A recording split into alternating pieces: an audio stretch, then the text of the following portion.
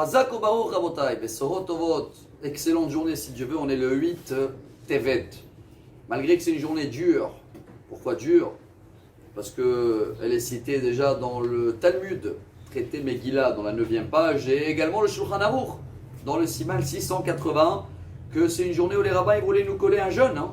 Pas parce qu'ils parlent d'un confinement et on est en plein chose. Ça remonte en arrière à 2200 et quelques années. Aujourd'hui, le 8 Tevet, la Torah a été traduite en grec pour la première fois. Donc ça a été complété, cette mission qui a instauré ou imposé le roi Talmaï, qui était un des rois grecs, juste avant Antiochus, je ne sais pas comment on le dit en français, et on a oublié de lui. Mais ce jour-là, après qu'il a réuni 72 sages, il les a enfermés dans des maisons individuelles. Il les a demandé de traduire toute la Torah en grec. Ils ont fait, la Gemara détaille, 13 changements. Heureusement qu'ils étaient synchronisés pour faire tous les mêmes changements. Mais pourquoi c'est une journée dure? Voilà, la preuve c'est que le cours aujourd'hui il est en français. Si on aurait tous compris l'hébreu, imaginez-vous la richesse qu'on pouvait avoir. Car quand la Torah est en hébreu, il y a des valeurs numériques, il y a des initiales, il y a des codes. Et quand on traduit la Torah déjà à notre langue, on la limite malheureusement. Et voilà, on est une génération, on est limité, mais si on veut quand même réparer, chers amis, un petit peu cette journée qui est compliquée et s'engager pour faire quelque chose de bien, parce que n'oubliez pas, aujourd'hui, même demain, c'est une journée un peu compliquée que dans le Talmud, il ne voulait même pas raconter qui est né dans la journée de demain. Et la journée d'après-demain, le dit Tevet, en général, c'est un jeûne parce que aussi le prophète Yecheskel, il nous raconte que la siège a commencé sur Jérusalem et tous les décrets qui viennent avec.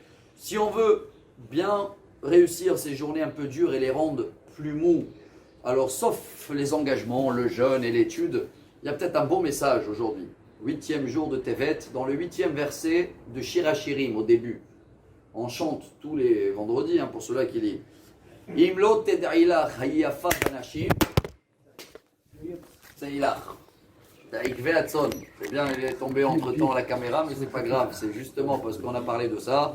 Si, il dit le Zohar HaKadosh, c'est quoi Imlo ted'ilach? Si tu veux pas comprendre qu'il faut étudier, même si c'est en français maintenant, la Torah elle est traduite ou n'importe quelle langue, c'est ilach hayafa banashim.